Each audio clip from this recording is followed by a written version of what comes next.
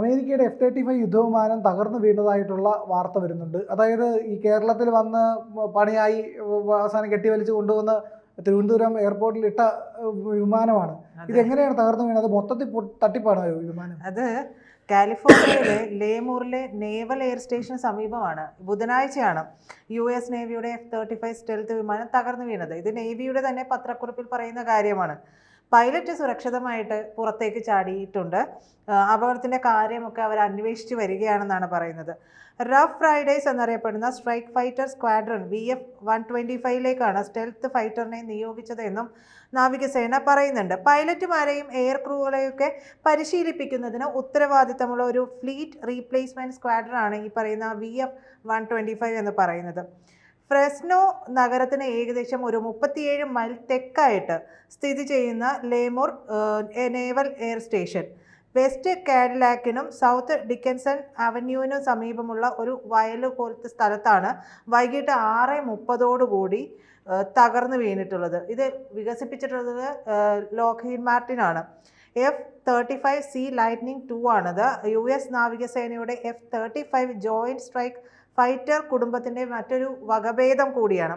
5ാം തലമുറ വിമാനം എന്ന നിലയിൽ ഇവർ അവകാശപ്പെടുന്ന ഒരു കാര്യമാണ്.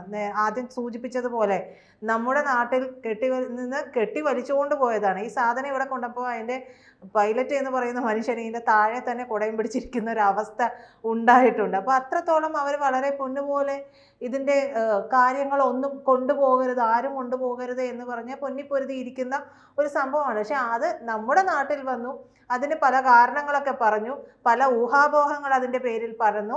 അതിനുശേഷം ഇപ്പോൾ ഇവിടെ വീണ്ടും എന്താ പറയുക പൊളിഞ്ഞു പോവുകയാണ്.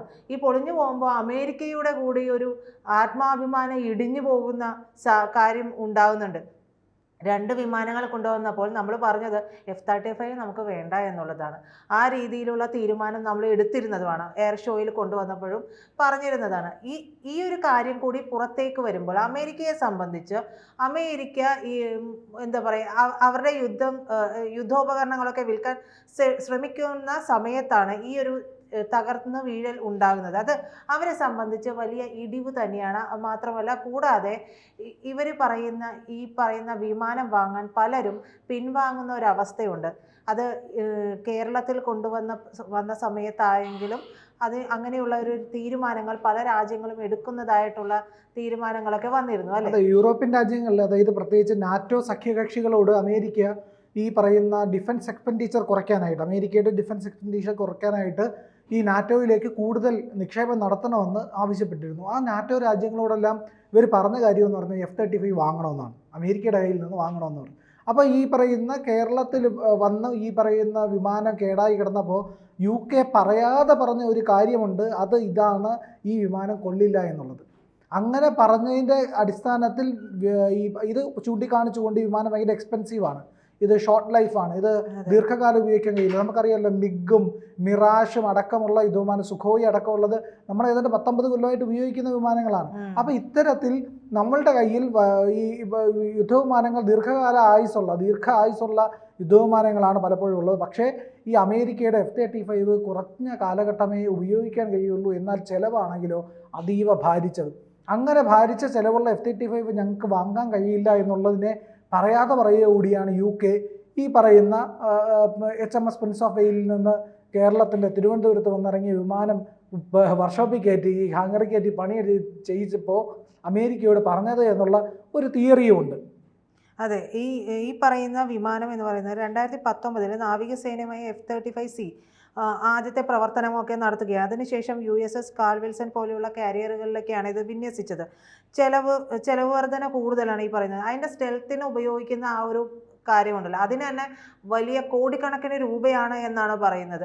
അപ്പോൾ അത് വലിയ രീതിയിലുള്ള ചെലവ് വർധനയാണ്. വികസന കാലതാമസം തുടങ്ങിയ വെല്ലുവിളികളൊക്കെ ഉണ്ട് US നാവിക ശക്തി വർദ്ധിപ്പിക്കുന്നതിനൊക്കെ. പക്ഷേ US പറഞ്ഞു വയ്ക്കുന്ന അവരുടെ ഏറ്റവും പുതിയ ഏറ്റവും നൂതനമായിട്ടുള്ള ഉപകരണം എന്ന് പറഞ്ഞു വയ്ക്കുന്നത് ഈ സ്റ്റെൽത്ത് ഫൈറ്ററാണ്.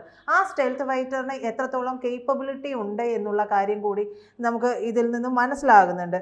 ഈ പറയുന്നത് പോലെ വിമാനവാഹിനി കപ്പലുകളുടെ പ്രവർത്തനങ്ങൾക്കായിട്ട് പ്രത്യേകം രൂപകൽപ്പന ചെയ്തിട്ടുള്ള വ്യോമസേന വിമാനമാണ് F-35C എന്ന് പറയുന്നത്.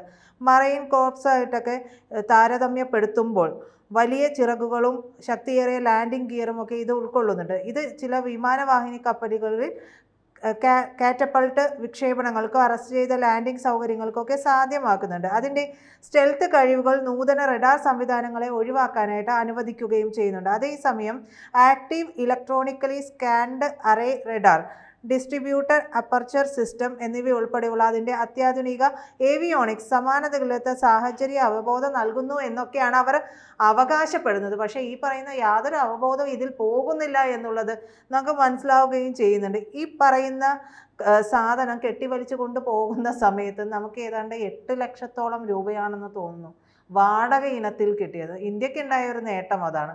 ഇന്ത്യക്ക് ഒരു 8 ലക്ഷം രൂപ ഒന്നും അറിയാതെ പോക്കറ്റിൽ, പക്ഷേ അത് നമ്മുടെ എയർബേസിലേക്ക് എയർഫോഴ്സിൻ്റെ എയർബേസിലേക്ക് ഒന്ന് കയറ്റാനായിട്ട് അവർക്ക് താല്പര്യം ഉണ്ടായിരുന്നില്ല താനും. അത്രത്തോളം സീക്രസി സൂക്ഷിച്ച ഒരു കാര്യം ഇത്രയും ദിവസം നമ്മുടെ നാട്ടിൽ വന്ന് കിടന്ന് 40 ദിവസം കിടന്ന് വെട്ടിമുറിച്ച് കൊണ്ടുപോകേണ്ട ഒരവസ്ഥയിലേക്ക് എത്തുന്നു. ഇതൊന്നും അമേരിക്കൻ പ്രസിഡന്റ് അറിയുന്നുണ്ടാവില്ലേ പ്രിയ? ഉറപ്പായിട്ട് അറിയുന്നുണ്ട്. അതായത് ട്രംപിനുള്ള പണിയാണ് ശരിക്കും ഈ നാറ്റോ രാജ്യങ്ങൾ കൊടുത്തത് എന്നുള്ളതാണ്. ഞങ്ങൾക്ക് ഈ ആക്രി വേണ്ട, അതാണ് അവർ പറയാതെ പറഞ്ഞത്. നിന്ന് പറന്ന് പൊങ്ങാനും പറന്നിറങ്ങാനും ശേഷിയുള്ളൊരു വിമാനമാണത്. അതായത് അങ്ങനെ ഹെലികോപ്റ്റർ പോലെ പറന്ന് പൊങ്ങാനും പറന്നിറങ്ങാനും ശേഷിയുള്ളതാണ്. പക്ഷേ ഇതിൻ്റെ ഭാരിച്ച ചിലവ്, വലിയ ചിലവാണ് ഇതിനുള്ളത്. ഈ പറയുന്ന സ്റ്റെൽത്ത് ശേഷിയൊക്കെ ഉണ്ടെങ്കിലും ശരി തന്നെ സുഖോയ് 57 ഒക്കെ നമുക്കറിയാമല്ലോ, Su-57 അതിൻ്റെയൊന്നും ഏലത്ത് അടുപ്പിക്കാൻ കൊള്ളില്ല എന്നാണ് പറയുന്നത്. അപ്പോൾ ഇന്ത്യ എന്തുകൊണ്ടാണ് F-35 ചൂസ് ചെയ്യാതെ Su-57 വാങ്ങുന്നത് എന്നുള്ള കാര്യം കൂടിയുണ്ട്. F-35 അമേരിക്ക നമുക്ക് തരികയാണെങ്കിൽ തന്നെ അതിൻ്റെ ടെക്നോളജി ട്രാൻസ്ഫർ ഒന്നും ചെയ്യില്ല. പക്ഷേ റഷ്യ പറയുകയാണ് നിങ്ങൾ Su-57 വാങ്ങും, ഞങ്ങൾ ടെക്നോളജി അടക്കം തരാമെന്നാണ് പറയുന്നത്. അപ്പോൾ നമുക്ക് ഏതാ ലാഭം? ഈ പറയുന്ന Su-57 വാങ്ങുന്നത് തന്നെയാണ്, അതിൻ്റെ മോഡിഫൈഡ് വെർഷൻസ്. അത് മാത്രമല്ല നമുക്ക് ഈ പറയുന്ന Su-57ൻ്റെ സോയ്സ്കി തരും. സോയ്സ്കി എന്ന് പറയുമ്പോൾ നമ്മുടെ ആയുധങ്ങളൊക്കെ കഴിപ്പിക്കാൻ വേണ്ടിയിട്ടുള്ള മോഡിഫിക്കേഷൻ ചെയ്യാൻ കഴിയുന്ന കാര്യങ്ങൾ. ഇപ്പോൾ റഫേൽ തന്നിട്ട് അതിൻ്റെ സോയ്സ്കി തന്നില്ല, തരാമെന്നാണ് പറഞ്ഞത്. ആ തരാത്തത് കൊണ്ട് തന്നെ നമുക്ക് എന്താ പറ്റും, ഓപ്പറേഷൻ സിന്ദൂറിലൊന്നും ഉപയോഗിക്കാൻ കഴിഞ്ഞില്ല.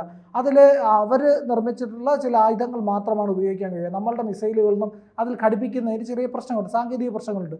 അതുകൊണ്ട് തന്നെ ആ സോയ്സ്കി തരാത്തത് കൊണ്ട് കൂടുതൽ റഫേലുകൾ അവരിൽ നിന്ന് വാങ്ങുന്നതിനെ നമ്മളിപ്പോൾ ചിന്തിക്കുന്നില്ല. അത് പ്രൊമോട്ട് ചെയ്യാനുള്ള സാധ്യതയും വളരെ കുറവാണ്. എന്തായാലും ഒരു കാര്യത്തിൽ ഉറപ്പിച്ചു പറയാം, നമുക്ക് ഏറ്റവും ഡിപ്പെൻഡ് ചെയ്യാൻ കഴിയുന്ന രാജ്യങ്ങളിലൊന്ന് റഷ്യ തന്നെയാണ്. അമേരിക്കയോ ഫ്രാൻസോ ഒന്നുമല്ല ആയുധങ്ങളുടെ കാര്യത്തിൽ. നമുക്ക് പക്ഷേ മറ്റാർക്കും സോഴ്സ് കോഡ് കൊടുത്തിട്ടുമില്ല. ഇന്ത്യയായിട്ട് അത്രയേറെ വിശ്വാസം ഉള്ളതുകൊണ്ടാണ്. ഇന്ത്യയും റഷ്യയും എന്ന് പറഞ്ഞാൽ ഒരു തരത്തിൽ അലൈയാണ്. നമുക്ക് പാരമ്പര്യമായിട്ട് തന്നെ ഈ പറയുന്ന അമേരിക്കയുടെ ഡബിൾ സ്റ്റാൻഡേർഡ്സ് ഒന്നും റഷ്യ കാണിക്കാറില്ല. റഷ്യയ്ക്ക് ഒരു നിലപാട് തന്നെയാണുള്ളത്, നിലവാരം തന്നെയാണുള്ളത്. ട്രംപിനെ പോലെ പല നിലവാരവും നല്ല നിലപാടും ഒന്നും ഈ പറയുന്ന റഷ്യയ്ക്കില്ല എന്നുള്ളതും ഏറെ ശ്രദ്ധേയമായ കാര്യമാണ്.